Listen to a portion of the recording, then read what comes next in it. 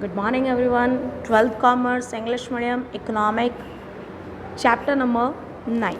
Now the concept is nature of international trade. What's the nature of international trade? How can any type of country can places in the international trade for the trading their goods and services? Now we know and aware the nature of international trade. Let's know. Nature of international trade means such a special features and aspects of trade which gives it a unique identity from other activity. It is a good and right. कुछ चीज़ें ऐसी होती हैं जो market में आपकी product को, आपके गुड्स को दूसरे गुड्स से या फिर तो दूसरी प्रोडक्ट से कुछ डिफरेंट बनाती है, कुछ यूनिक बनाती हैं. The nature of international trade is determined by the circumstances affecting trade policy and law governing trade, and these are as follows. देखिए, इसके अंदर कुछ भी हो सकता है, जैसे कि पॉलिटिकल फ्रेगनेंस हो सकता है, ट्रेडिंग को इफेक्ट करने वाले सर्क्यूमस्टेंसेस हो सकते हैं, गवर्नमेंट के रूल्स रेगुलेशंस एंड लॉ हो सकते हैं. जैसे कि सपोज हमारी कंट्री में कुछ रूल्स एंड रेगुलेशंस अलग होता है और दूसरी कंट्रीज़ में अलग होता है. जैसे कि फॉर एन एग्जांपल अगर बात की जाए तो इंडिया के अंदर किसी भी गुड्स के ऊपर सर्विस टैक्स चार्ज किया जाता है, but outside of India service tax nil है, ज़ीरो. वहाँ पे सर्विस टैक्स लिया जाता नहीं है. चलिए, फर्स्ट पॉइंट आता है हमारा the geographical and occupational mobility of factors of productions is lesser in international trade.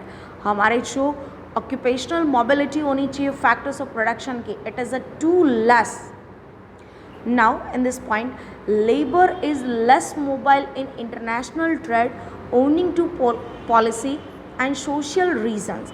हमारे यहाँ पे बहुत सारे रीजंस हैं कि जो लेबर होता है वो चाह करके भी बाहर आउटसाइड कंट्रीज़ के अंदर जा सकता नहीं है. वो एम्प्लॉयमेंट गेट करने के लिए इंडिया के अंदर ही एक स्टेट से दूसरे स्टेट में माइग्रेशन करता है, but for getting better qualities employment and much Capitals they do not migrate from one country to another country. So this is a very big limitation and related to geographical criteria. Certain types of huge capital is less mobile while there are policy restrictions on mobility of some other types of capital. Entrepreneurs are less mobile for the same reasons as laborers, but in present time entrepreneurship has become the more mobile and land has no geographical mobility. कल तक ऐसा था कि person एक place से दूसरे place पे इतना इजीली आसानी से नहीं जा सकता था, लेकिन जैसे जैसे एजुकेशन का क्राइटेरिया और टाइम पीरियड चेंज होता गया वैसे वैसे पर्सन एक प्लेस से दूसरे प्लेस पे भी जा सकता है. तो आज के करंट के पीरियड में अगर हम बात करते हैं तो हमारे इंडिया से आपने देखा होगा CEO, चीफ एग्जीक्यूटिव ऑफिसर, या कंपनी को मैनेज करने वाले जो होल्डिंग पर्सन होता है, लीडिंग पर्सन होता है, ऐसे पर्सन एक प्लेस से दूसरे प्लेस पर जा रहे हैं, वो माइग्रेशन कर रहे हैं और जियोग्राफिकल बाउंड्रीज़ की जो एक तरीके से लिमिटेशंस होती है उसको वो दूर कर रहे हैं. लेकिन हर तरीके का फैक्टर यहाँ पे एक प्लेस से दूसरे प्लेस पर जाता नहीं. माना कि जो हायर लेवल एजुकेटेड पर्सन है उनको इंडिया में प्रॉपरली एम्प्लॉयमेंट नहीं मिलता है तो वो इंडिया को छोड़ करके दूसरे कंट्री में चले जाते हैं, लेकिन जो लेबर है वो अपनी कंट्री छोड़ करके दूसरी कंट्री में जाता नहीं.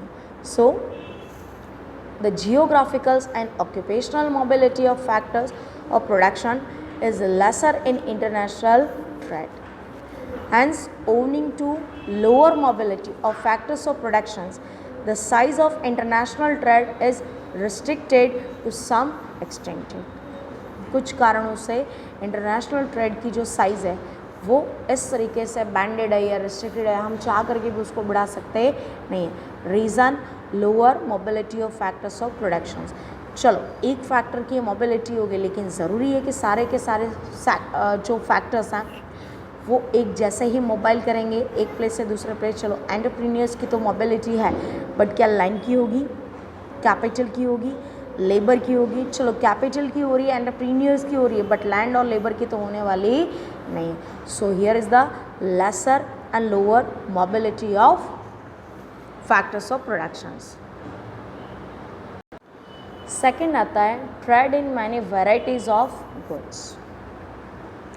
हमारी कंट्री में जो एक तरीके का गुड्स को प्रोड्यूस करने वाली सेवरल टाइप्स की कंपनी हैं, तो वर्ल्ड के अंदर एक ही तरीके का गुड्स प्रोड्यूस करने वाली मेरी ख्याल से हज़ारों कंपनियां होंगी।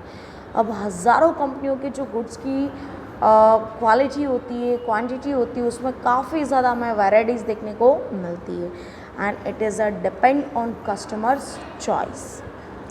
Large variety of goods and services are made available through international trade so as to satisfy the needs of populations with different standard of living and different lifestyles।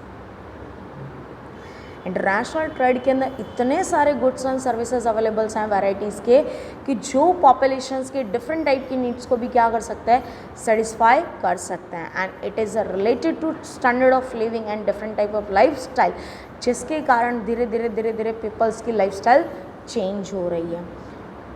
The very success and prosperity of international trade depends upon variety. Most of so in the international trade everything is depends on the variety. अगर वहाँ पे goods की इतनी ज़्यादा variety ना हो तो शायद तक कस्टमर अपने नेशनल लेवल को छोड़ करके इंटरनेशनल की प्रोडक्ट को सेलेक्ट करने जाएगा नहीं। There is only one reason we have to get a more and more choice because they have a varieties of goods and services. For examples, in the countries where there is scarcity of electricity, कुछ countries ऐसी है जहाँ पे electricity बिल्कुल भी नहीं है, कुछ कम है वहाँ पर, there will be greater demand for manually operated machines, while in countries with the abundant supply of electricity there will be greater demand for automatic machines। Same है, जहाँ पर इलेक्ट्रिसिटी नहीं है तो विदाउट इलेक्ट्रिसिटी के चलने वाले गैजेट्स की डिमांड उस कंट्री में होगी, और जिस कंट्री के अंदर बहुत ज़्यादा इलेक्ट्रिसिटी का सप्लाई है वहाँ पे ऑटोमेटिक मशीन्स का यूज़ होगा, क्योंकि वहाँ पे ह्यूमन काम नहीं करना चाहता है, वो मशीन से काम करवाना चाहता है। So this is the trade in many varieties of goods. तो इंटरनेशनल ट्रेड के अंदर गुड्स की वेराइटीज़ अवेलेबल होने के कारण यहाँ से गुड्स एंड सर्विसेज का सप्लाई एंड डिमांड भी कैसी होती है, ज़्यादा होती है। आज के लिए इतना ही, इसमें कोई क्वेरीज हो तो आप पूछ सकते हैं। Thank you so much.